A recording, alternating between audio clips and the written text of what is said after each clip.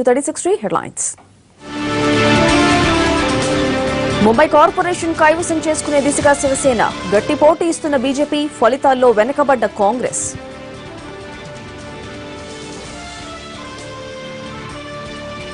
యూపీలో ప్రశాంతంగా పోలింగ్ ఇప్పటి వరకు 24% ఓటింగ్.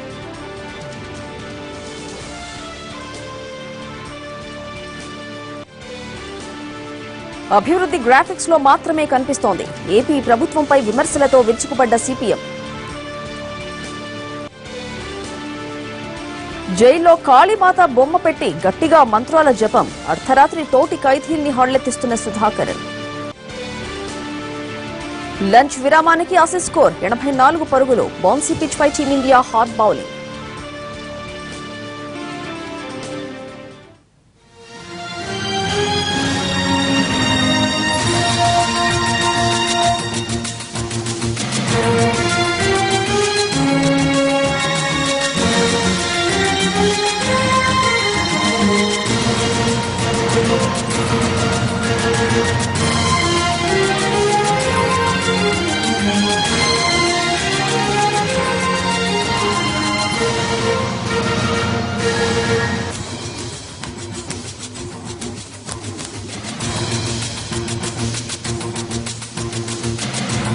పాకిస్తాన్ మరోసారి బాంబు పేలుళ్లతో వణికిపోయింది. లాహోర్లోని డిఫెన్స్ ఏరియాలో కొద్దిసేపటి క్రితం భారీ పేలుడు సంభవించింది.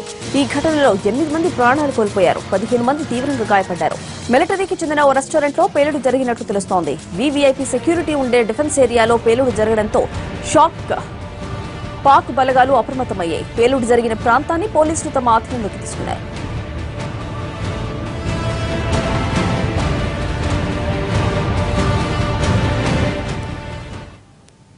బృహన్ ముంబై కార్పొరేషన్ ఫలితాల్లో శివసేన దూసుకుపోతోంది. ముంబై మహానగరంపై శివసేన మరోసారి పట్టు నిలుపుకుంది. కార్పొరేషన్ ను కైవసం చేసుకునే దిశగా శివసేన దూకుడు ప్రదర్శిస్తోంది. ముంబై కార్పొరేషన్ లో మొత్తం 227 వార్డులు ఉన్నాయి. 181 వార్డుల్లో ఫలితాలు ప్రకటించగా శివసేన అభ్యర్థులు 85 స్థానాలను కైవసం చేసుకున్నారు. 53 సీట్లతో బీజేపీ 2వ స్థానంలో ఉంది. ఇక కాంగ్రెస్ ఇప్పటి వరకు 20 స్థానాల్లో మాత్రమే ఖాతా తెరిచింది. మహారాష్ట్ర నవనిర్మాణ సేన పెద్దగా ప్రభావం చూపలేదు. కేవలం 10 వార్డుల్లో మాత్రమే ఎంఎన్ఎస్ లీడ్లో ఉంది. ఇతరులు 13 స్థానాల్లో ఆధిక్యంలో ఉన్నారు.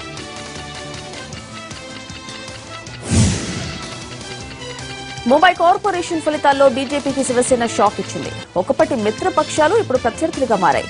ప్రస్తుతం మహారాష్ట్రలో బీజేపీ ప్రభుత్వం ఉంది. ముంబై కార్పొరేషన్ ను కూడా కైవసం చేసుకునే తిరుగులేని శక్తిగా ఎదగాలని కమలనాథులు వ్యూహాలు రచించారు. అయితే ముంబై ప్రజల తీర్పు మాత్రం బీజేపీకి అనుకూలంగా లేదు.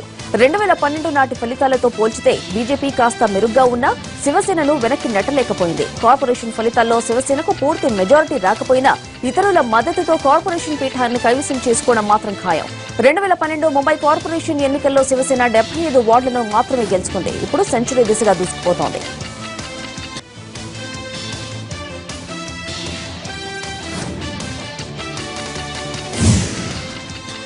ముంబై కార్పొరేషన్ లో బీజేపీ 2 స్థానాలకి పరిమితమైన మిగతా మున్సిపల్ కార్పొరేషన్లలో మాత్రం ముందంజలో ఉంది. పూణే, నాగ్పూర్, నాసిక్ లో బీజేపీ లీడ్ లో ఉంది. నాగ్పూర్ లో 151, పూణేలో 162, నాసిక్ లో 122, థానేలో 131 వార్డులకు కూడా ఎన్నికలు జరిగాయి. థానే మినహాయించి మిగిలిన మున్సిపల్ కార్పొరేషన్లలో బీజేపీ అభ్యర్థులు ముందంజలో ఉన్నారు. థానేలో శివసేన బీజేపీకి గట్టి పోటీ ఇస్తోంది. థానేలో శివసేన తన ఆధిపత్యాన్ని ప్రదర్శిస్తోంది.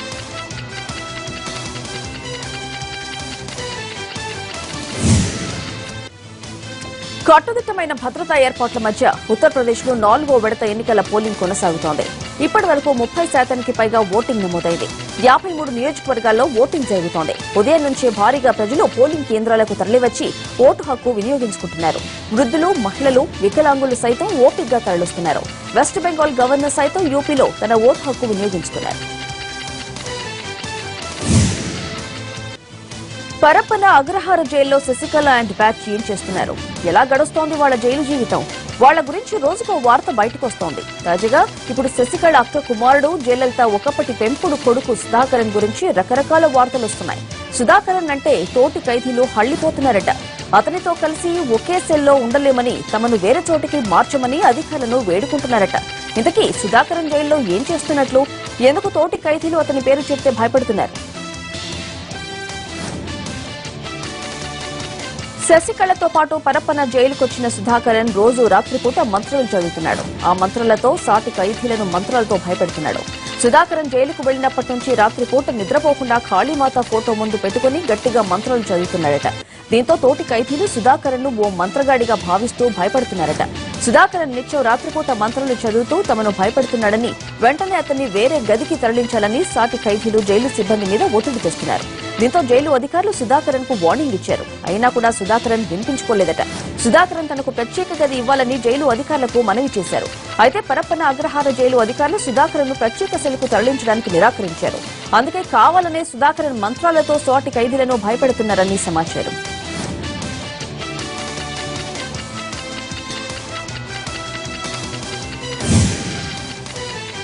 జమ్మూ కాశ్మీర్లో ఉగ్రవాదులు ఘాతుకానికి తెగబడ్డారు.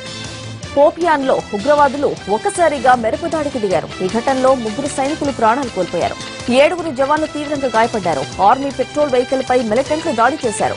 5 జవాన్లకు తీవ్ర గాయాలు కావడంతో వెంటనే సైనిక ఆసుపత్రికి తరలించారు. విధి నిర్వహణలో భాగంగా రాత్రి పెట్రోలింగ్ నిర్వహిస్తున్న సైనికుల కాన్వాయ్ పై మిలిటెంట్లు విరుచుకుపడ్డారు. సైన్యం ఎదురు కాల్పులు జరిపేలోపే జవాన్లను పొట్టన పెట్టుకున్నారు.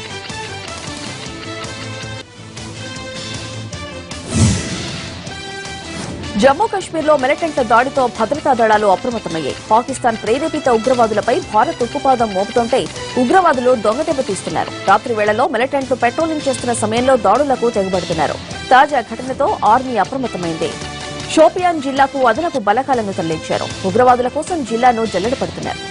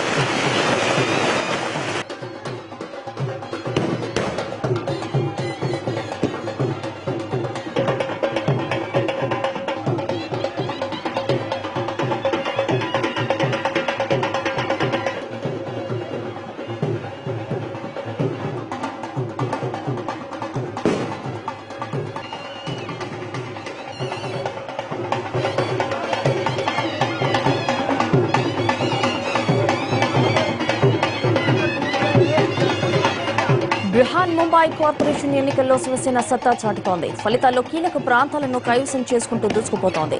కార్పొరేషన్ పీఠం అధిరోహించే దిశగా అడుగులు వేస్తోంది. దీంతో శివసేన కార్యకర్తలు, నేతలు ఆనందం వ్యక్తం చేస్తున్నారు. పార్టీ కార్యాలయం ముందు బాణసంచా పేల్చి సంబరాలు చేసుకుంటున్నారు. ముంబై, థానే మినహాయించి గెలుపొందిన ప్రాంతాల్లో బీజేపీ కూడా సంబరాలు చేసుకుంటోంది.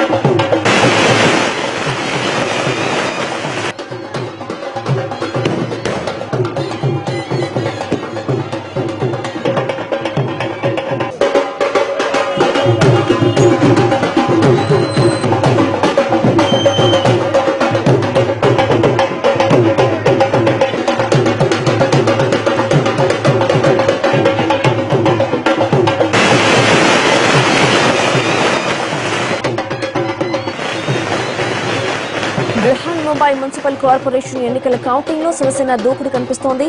బీఎంసీ మాజీ మేయర్ శివసేన నాయకురాలు శ్రద్ధా జాదవ్ ఈ ఎన్నికల్లో రికార్డు స్థాయిలో వరుసగా 6సారి విజయం సాధించారు.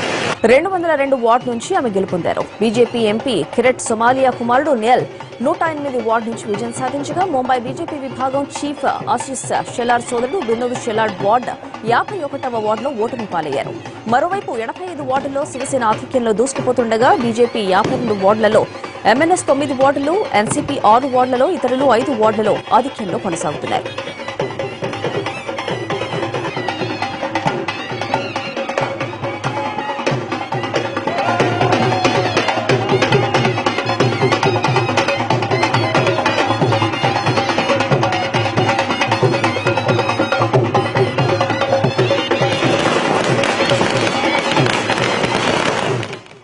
आईसीसी उपाध्यक्ष राहुल गांधी बनारस లో మాట్లాడుతున్నారు. లైక్ చేద్దాం. जब आप हिंदुस्तान के महापुरुषों को बांटते हो, ये आपको शोभा नहीं देता है. मैं समझता हूं कि आपकी पार्टी ने हिंदुस्तान को ऐसा कोई महापुरुष नहीं दिया. मैं समझता हूं कि आपकी पार्टी ने सरदार पटेल नहीं दिया, गांधी जी नहीं दिया, आजाद जी नहीं दिए, बोस नहीं दिए, अंबेडकर नहीं दिए. मैं समझता हूं और आपको जरूरत है कि आप इन महापुरुषों का प्रयोग करो. सरदार पटेल जी गांधी जी के हिंदुस्तान के लिए लड़े थे. आप चाहते हो कि सरदार पटेल को आप आरएसएस का बना दो, मगर ये कभी किया ही नहीं जा सकता है, क्योंकि सरदार पटेल, नेहरू, सुभाष चंद्र बोस, अंबेडकर जी सबने अहिंसा के हिंदुस्तान के लिए, गांधी जी के हिंदुस्तान के लिए काम किया था. और आप इस इतिहास को बदल नहीं सकते हो. तो मेरा आपको सुझाव है, सरदार पटेल का आपको प्रयोग करना है, आप कीजिए, जितना करना है कीजिए, मगर महापुरुषों को बांटिए मत. वो सब एक है, वो सब हिंदुस्तान के लिए एक साथ लड़े थे, एक साथ मरे थे. आखिरी बात, जहां भी मोदी जी जाते हैं नफरत फैलाते हैं. हिंदुस्तान सबका है, हर धर्म का है, हर जात का है, मगर मोदी जी उत्तर प्रदेश में आएंगे तो उत्तर प्रदेश की जनता को एक दूसरे से लड़ाएंगे. बिहार जाएंगे तो बिहार में नफरत फैलाएंगे. जहां भी ये जाते हैं एक हिंदुस्तानी को दूसरे हिंदुस्तानी से लड़ाते हैं, एक जात को दूसरे जात से लड़ाते हैं, एक धर्म को दूसरे धर्म से लड़ाते हैं. और जब इनको डर लगता है, इनके दिल में जब डर आता है, तो ये नफरत और फैलाते हैं. जैसे पिछले कुछ दिनों में इनने काम शुरू कर दिया है, नफरत फैलाने का काम शुरू कर दिया है. तो मेरा आखिरी मैसेज उनके लिए, हिंदू बनेगा ना मुसलमान बनेगा, हिंदू बनेगा ना मुसलमान बनेगा, इंसान की औलाद है, इंसान बनेगा. तो आप मोदी जी, आप हिंदुस्तान को बांट नहीं सकते हो, आप उत्तर प्रदेश को बांट नहीं सकते हो. ये देश एक है, एक रहेगा. ये प्रदेश एक है, एक रहेगा. ये प्रदेश एक साथ मिलकर खड़ा होगा. चुनाव में हमारा गठबंधन जीतेगा, मुख्यमंत्री बनेंगे और विकास उत्तर प्रदेश एक साथ मिलकर करेगा. आप मोदी जी, सच्चाई यह है कि आप चुनाव हार गए हो. आप जितनी भी नफरत फैलाना चाहते हो आप फैला सकते हो. उत्तर प्रदेश अब आपकी बात नहीं सुनेगा. उत्तर प्रदेश अब कांग्रेस पार्टी और समाजवादी पार्टी की सरकार बनाएगा. आप सबका बहुत बहुत धन्यवाद.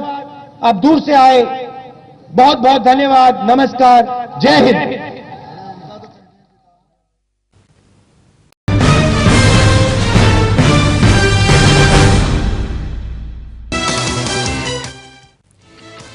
Back to news.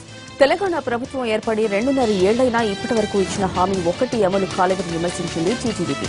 Raj Bhavan లో గవర్నర్ నరసింహన్ను కలిసిన తెలంగాణ టీడీపీ నేతలు టీఆర్ఎస్ ప్రభుత్వంపై ఫిర్యాదు చేశారు. ప్రజా సమస్యలను గవర్నర్కు వివరించారు.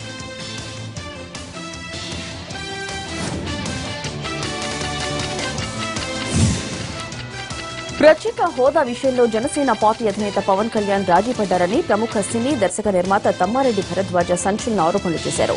హోదా డిమాండ్ చేయకుండా క్లారిటీ కావాలంటూ పవన్ చేస్తున్న వ్యాఖ్యలు అనుమానాలకు తావిస్తోందని విమర్శించారు.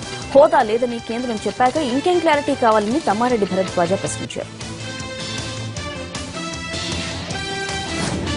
మోడీ గారు కేంద్ర ప్రభుత్వం అంటే మోడీ గారు అరుణ్ జైట్లీ గారు కదా, వాళ్ళిద్దరూ క్లారిటీ ఇచ్చారు. పార్లమెంట్లో అనేక మంది మంత్రులు దాని గురించి క్లారిటీ ఇచ్చారు.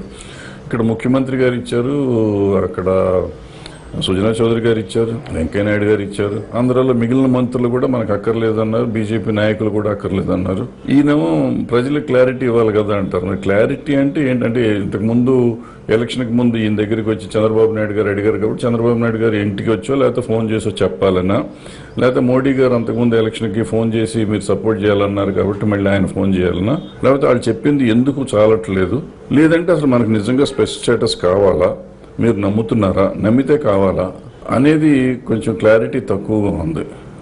మనం ఇప్పుడు ఎందుకంటే మిమ్మల్ని నమ్మి ఆ రోజు నాతో సహా రాష్ట్రానికి స్పెషల్ స్టేటస్ మంచిదేమో అని వైజాగ్ వెళ్ళాం మేమందరం. కొంతమంది అరెస్ట్ అయ్యారు, నేను అరెస్ట్ అవ్వలేదు అనుకోండి. ఇది కరెక్ట్ గా మనం ఒట్టి ప్రశ్నకి సమాధానం అడుగుతున్నామా లేకపోతే స్పెషల్ స్టేటస్ అడుగుతున్నామా, ఇది క్లారిటీ కావాలి. ఫస్ట్ ప్రశ్నకి సమాధానం అయితే వాళ్ళు ఇచ్చేసారు, ఇంకా దాని గురించి మనం మాట్లాడతాం అనవసరం. కళ్యాణ్ గారు మాట్లాడాలనుకుంటే, అది కావాలనుకుంటే దానికోసం పోరాడతాం ఉద్యమం.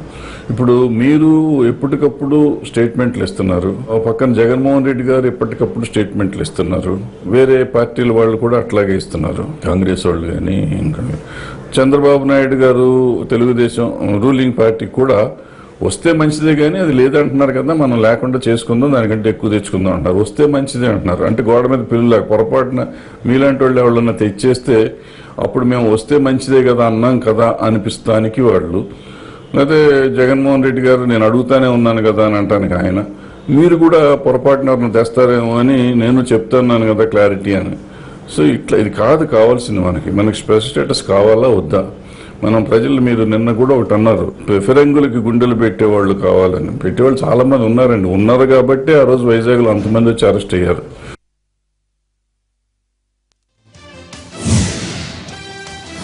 ఏపీలో అభివృద్ధి మాటల్లో తప్ప చేతల్లో లేవని విమర్శించారు సిపిఎం నేత రాఘవులు. సినిమాల్లో చూపించిన దానికంటే ఘనంగా చంద్రబాబు అభివృద్ధిపై విదేశాల్లో గ్రాఫిక్స్ ప్రజెంటేషన్ చేస్తున్నారని విమర్శించారు. భాగస్వామ్య రైతు సదస్సు పెట్టి రైతుల సమస్యలు పరిష్కరించాలని కోరారు.